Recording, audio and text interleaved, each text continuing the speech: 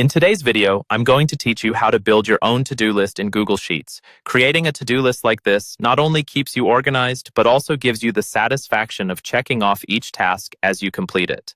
So, let's dive right into the steps and make an efficient, easy-to-use to-do list from scratch using Google Sheets. First things first. Open up a new Google Sheet in your browser. You can do this by going to Google Drive and selecting the New button, then choose Google Sheets from the drop-down menu. This will create a new spreadsheet for you to work on. Once you have your new spreadsheet, the next step is to highlight the range of cells where you want your to-do list to appear. For this tutorial, you'll start by selecting cells B2 through C10. Simply click and drag your mouse over these cells. This selection will be the main area where your list will be housed, with one column for the task names and another for their completion status. After highlighting these cells, head over to the top menu and click on Format. This menu allows you to customize the look and feel of your spreadsheet. Under the Format menu, you'll find an option called Alternating Colors.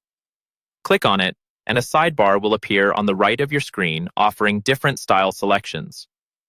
Select one of the default styles for alternating colors.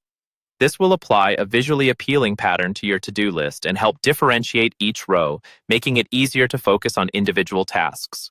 Once you've chosen a style that you like, simply click Done to apply these changes. At this point, head back to your spreadsheet and highlight only the cells in column C from rows 3 to 10. It's important to make sure you're selecting just the cells in column C because we'll be adding checkboxes to indicate the completion status of each task. Go to the top menu bar again, and this time click on Insert. From the drop-down menu, select Checkbox.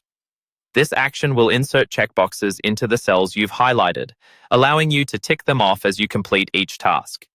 And there you have it, a simple, functional to-do list right in Google Sheets.